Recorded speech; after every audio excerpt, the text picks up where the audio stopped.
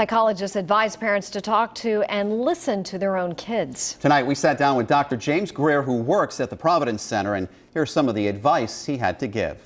This is such a terrible thing, and something that, when we think about how to explain it to our children, it's really impossible to explain it to our children. How do we explain it to ourselves? A trauma like this can happen anywhere. Thankfully, it doesn't happen very often. These are extremely rare things, which is what makes them so terrible and awful. Trauma can happen in the form of something like a hurricane or an earthquake, and that's awful and horrible enough. But when a trauma like this happens, that's of intentional human design, that is, someone did this on purpose, it's much, much more difficult.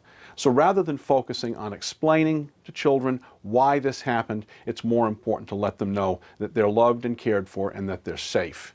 Some children are going to be worried about this, afraid that perhaps something like this could happen to them.